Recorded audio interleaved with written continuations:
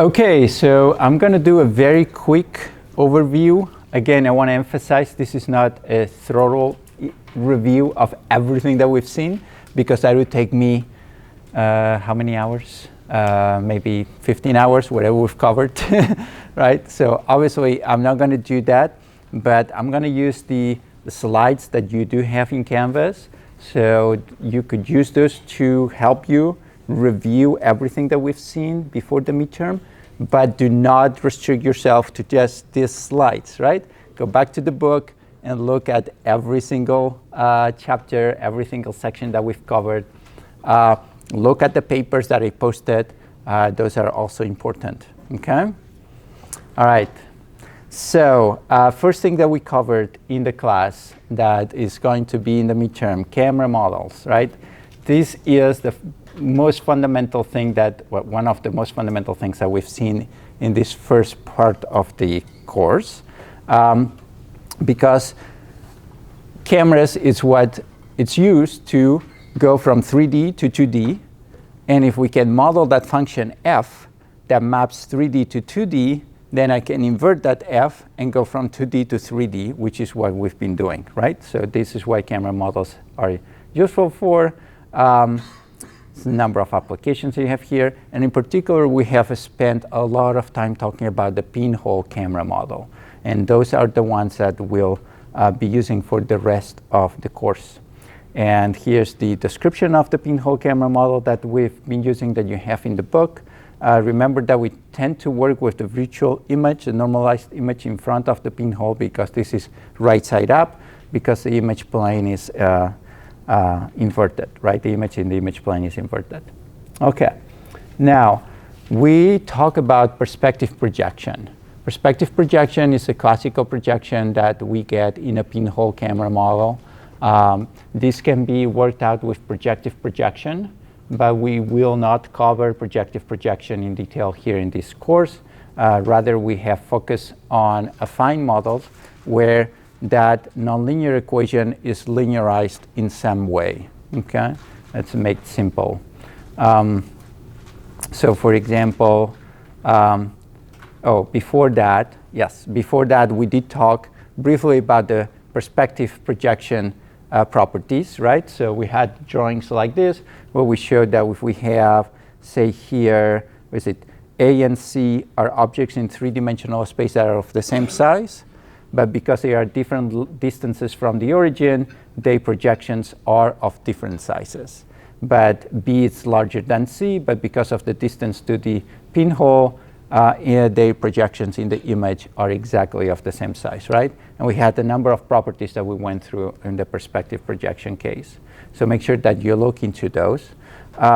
These are classical effects, right, that we have in perspective projection. If we have two parallel lines, then on one plane, then these two lines will appear to converge into a point that's called the vanishing point, okay? In all the vanishing points, define a line that is called the horizon, right? Or if you work in projective space, it's called the line at infinity, okay?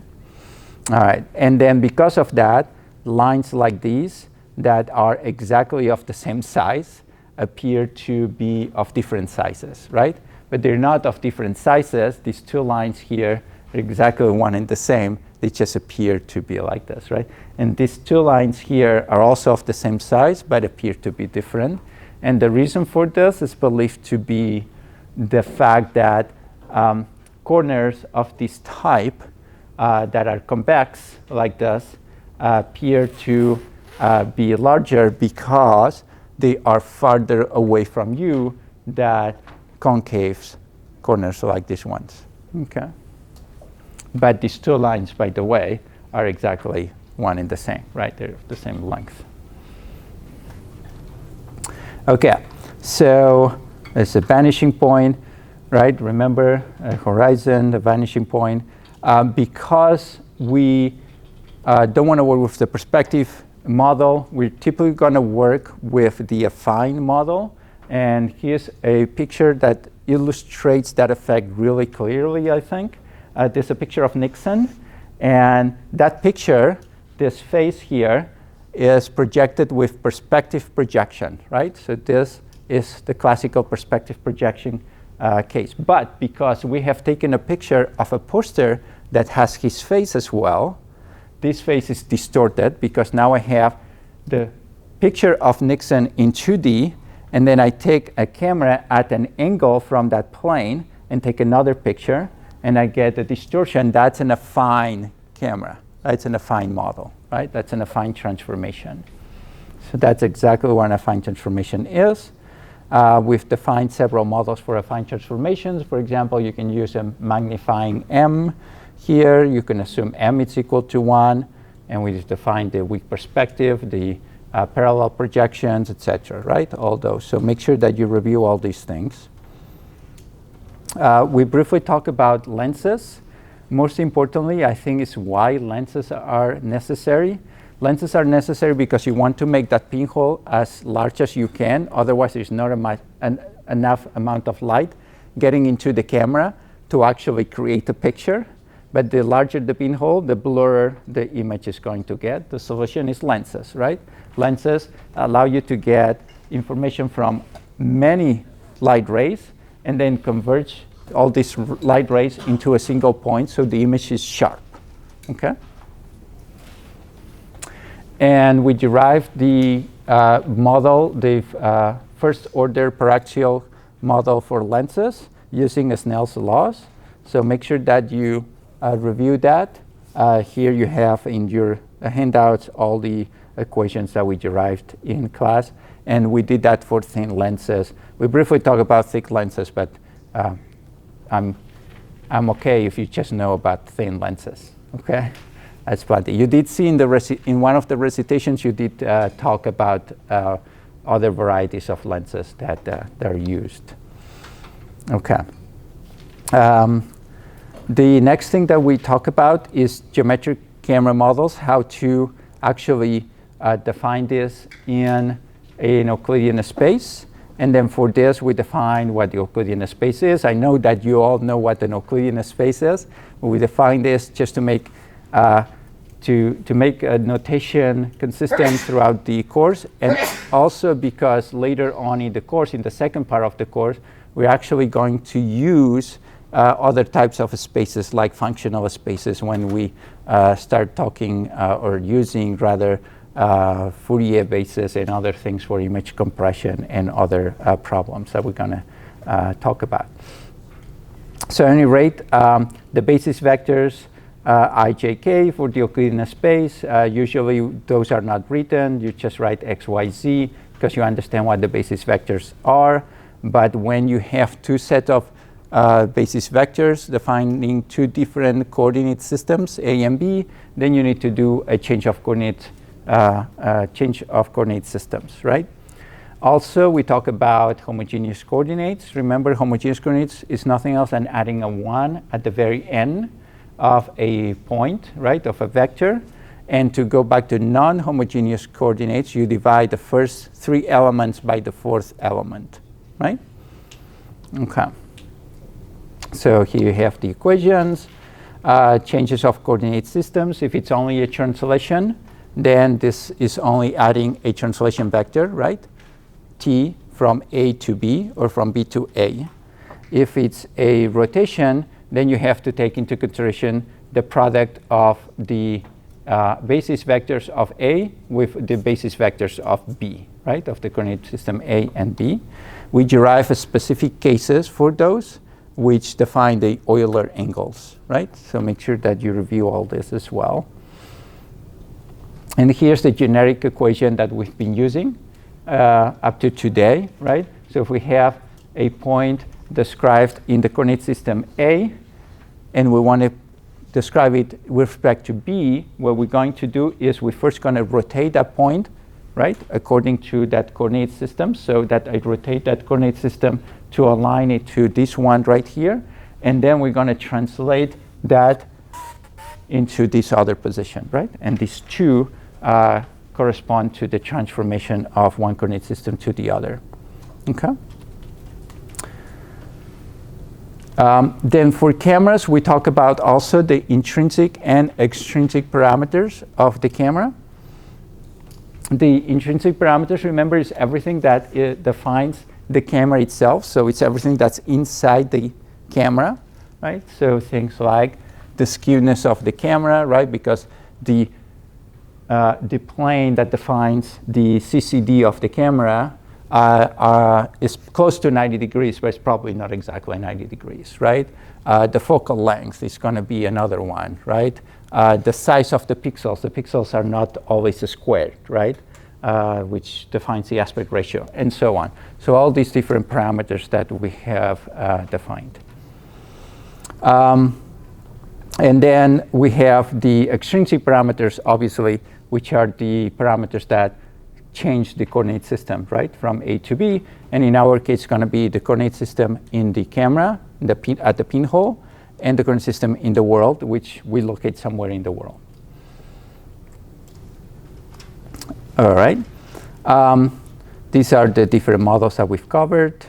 And then with these intrinsic and extrinsic parameters, we define the matrix that transforms or defines the projection of the points. And then we use methods of camera calibration, meaning that we have some type of calibration grid, like this thing here, which is an object for which we know where to put an origin and therefore compute what the values for a specific number of points on that object correspond to, right? And then based on that, we can know the capital P's, the small piece in the camera, and we can set this as a number of equations here, right? U's and V's are the image points, and capital P's are the three-dimensional points that are known now. And then because these are known and these are unknown, I can solve this system of equations, right?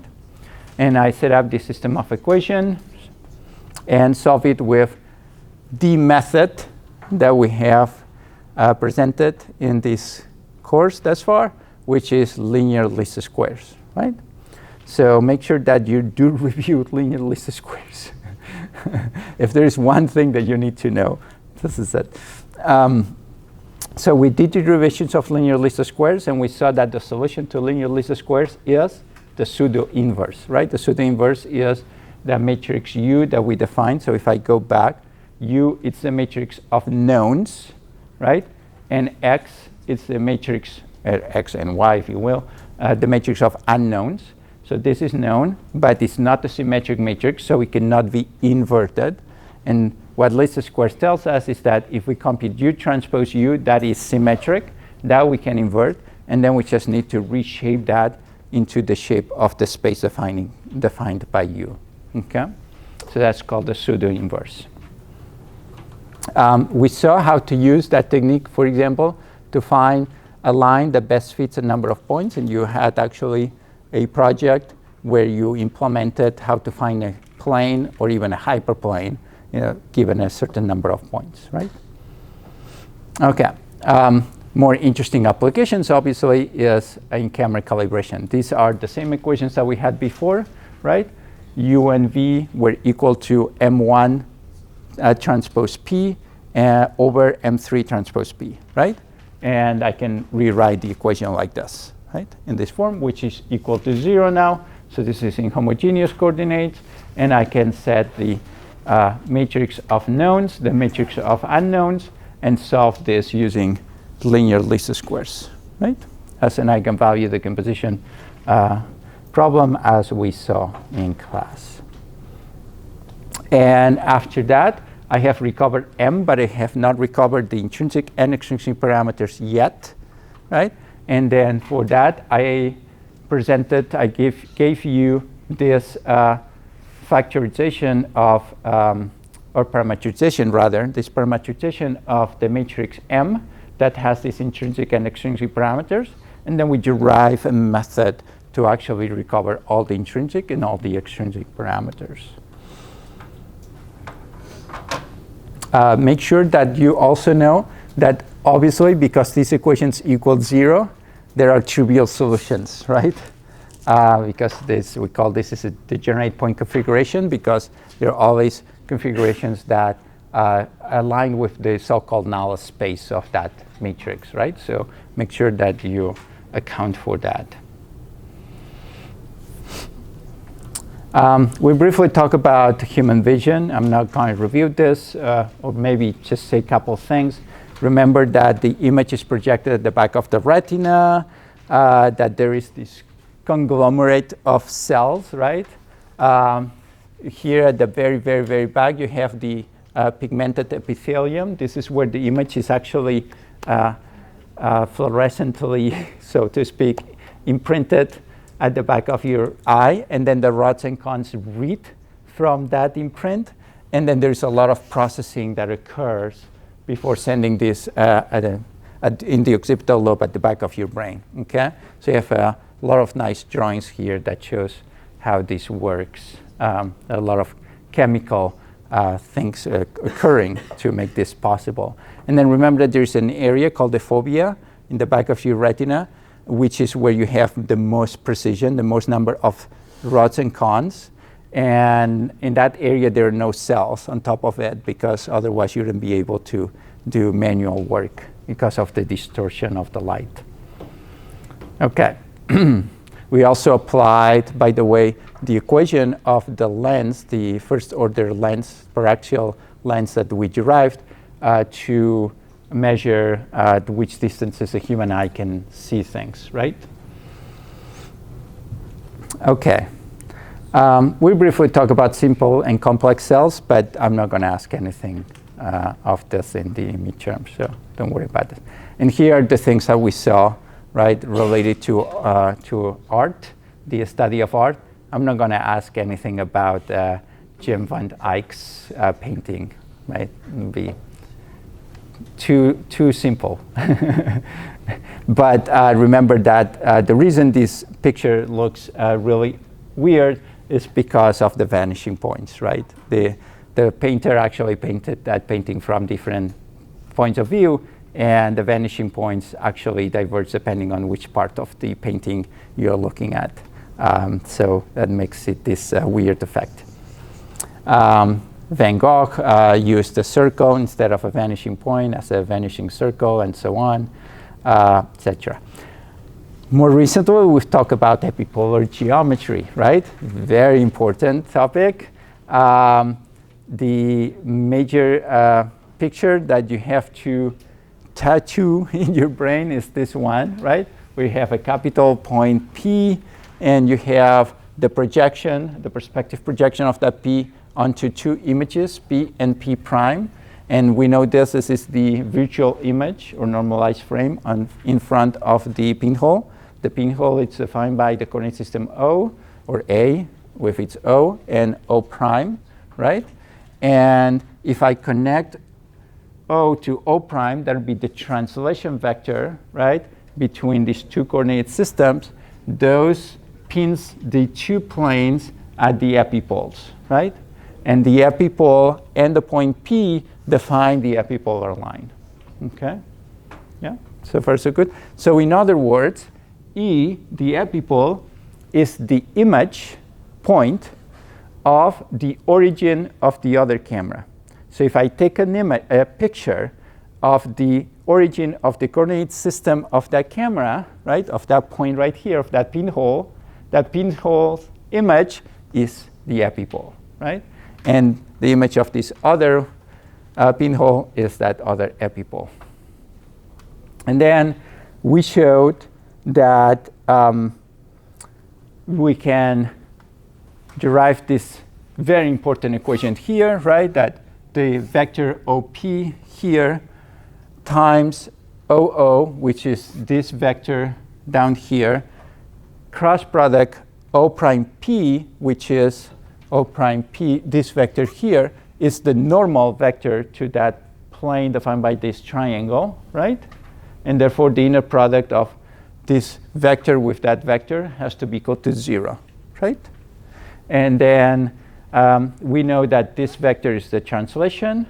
This P here is nothing else than the rotation of P prime. And this is at my point P. And what we did is we changed that cross product into an inner product by using the skew symmetric trick, where we define T, the vector T, as a skew symmetric matrix, right? And by doing that, I can define this as a single matrix E, which is the essential matrix. Properties of the essential matrix. Make sure that you know these, right? That the essential matrix times P prime defines the epipolar line on the first image, and E transpose P defines the other epipolar line, and so on. Okay? If you add the calibration camera, right, the camera of the intrinsic parameters to the essential matrix, then you get the fundamental matrix, right? And how do you add the intrinsic parameters? You multiply both matrices, right? And remember that you need to multiply on both sides, right?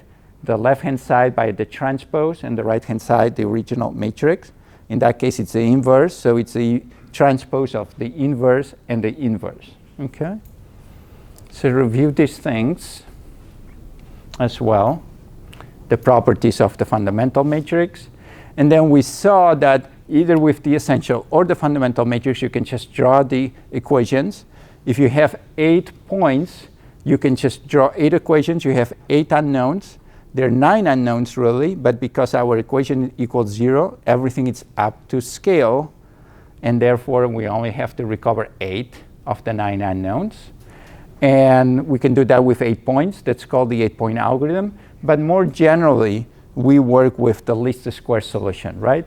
Where n is larger than 8, and this equation does not equal 0, but we want to minimize that, and we do that with linear least squares. Yes? And here you have more details in the slides than I probably gave in class of how this can be defined, right? Remember the line L, it's given by, in homogeneous coordinates, A, B, and C. The point P is U, V1. And then you can write this down in MATLAB very quickly, right? Very easily, and you can draw this at home and practice. This is a software that we developed, I don't know, a gazillion years ago, where you have a calibration grid, right, that is drawn, and you take 2 pictures, right? You have the 3-dimensional coordinates of that calibration grid, and you take 2 pictures with perspective, with actual perspective pinhole cameras, right? Because you do that synthetically, and then you can find the point correspondences and the corresponding epipolar lines, right? This is really cool. And they really match because these are really pinhole cameras because they are just simulated. And this is on actual images. Then we covered nonlinear least squares. Well, we covered one of the methods of nonlinear least squares, right?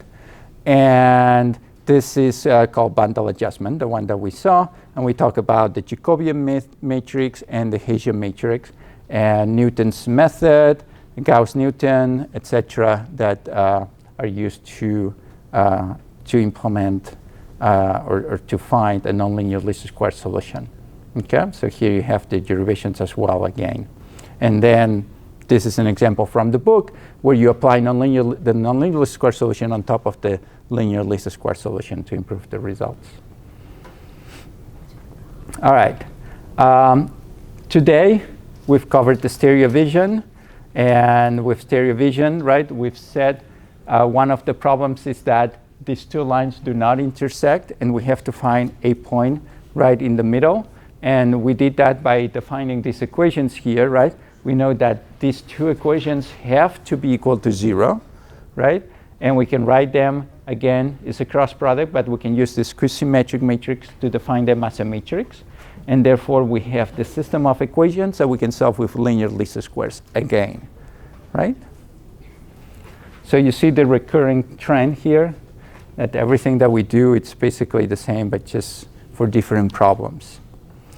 We also talk about this correlation method to find point correspondences today, right? Okay. Here's an example of applying this method to recover the shape of a face, for example. We also spend quite some time talking about affine geometry, right? Because we are going to work mostly in the affine space.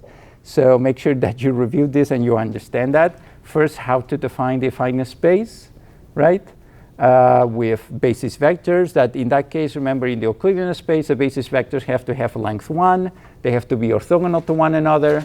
In the affine, they don't have to be length 1. They can be of any length.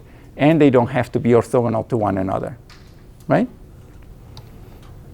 Properties of the affine, or invariance, rather, of the affine space. The ratio areas, volumes are not maintained in affine, but invariants are the ratio of these measurements are actually preserved. Also parallelism, right? Parallel lines will always remain parallel after any affine transformation, okay? Which is not the case in projective geometry. In projective geometry, parallel lines may become non-parallel after projective transformation. These 3 shapes, for example, here are equivalent. They're what's called affine equivalent, which means that there is an affine transformation that transforms one of these shapes onto the other, right? So as far as affine space, affine geometry is concerned, these 3 shapes are one and the same.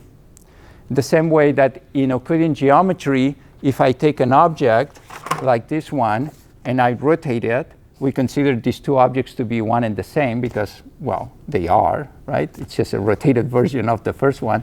In affine space, that's the same thing. After applying an affine transformation, these objects are still one and the same, right? They haven't changed.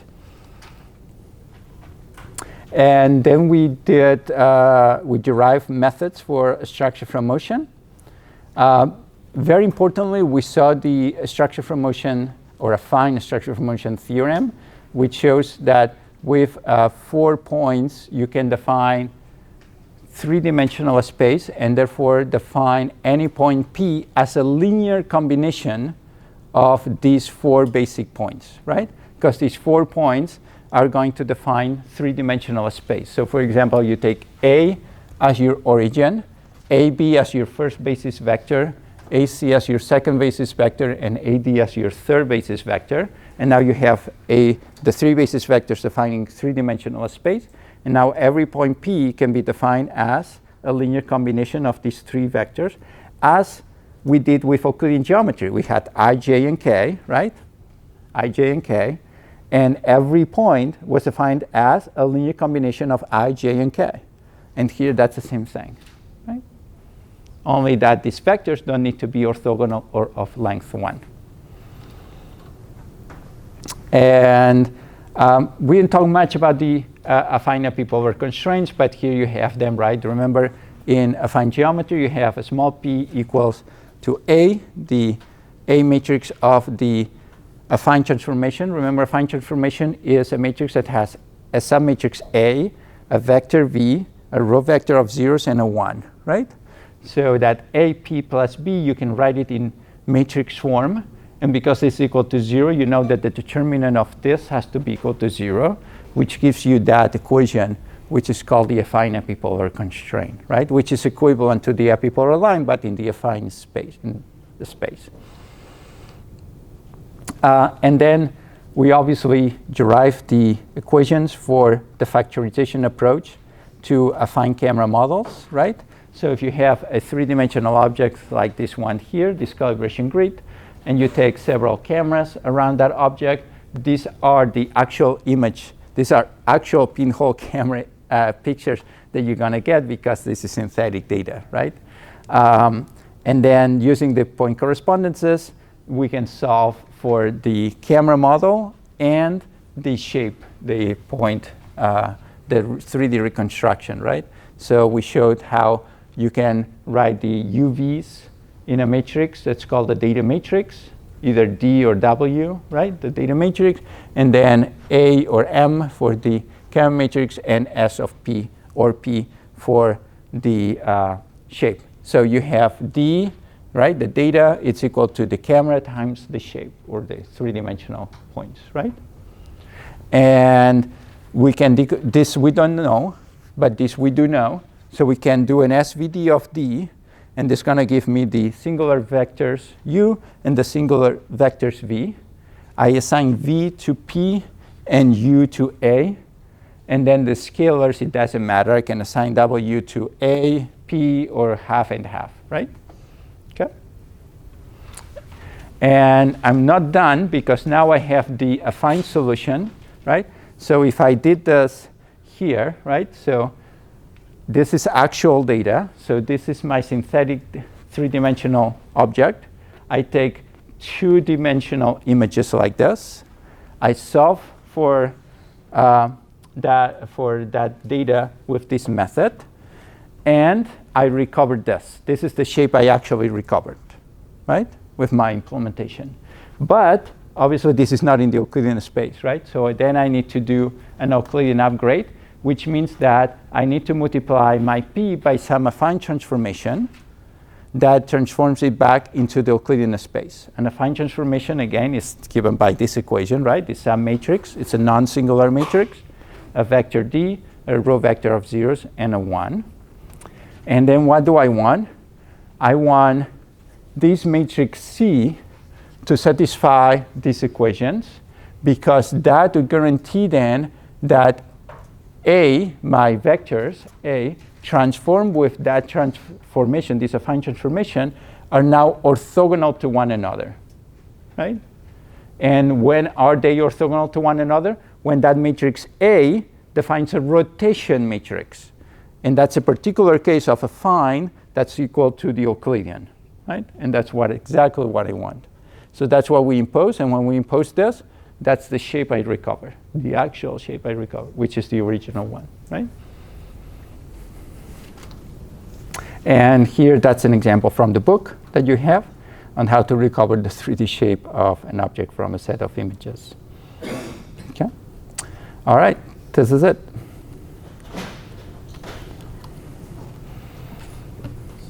Any questions?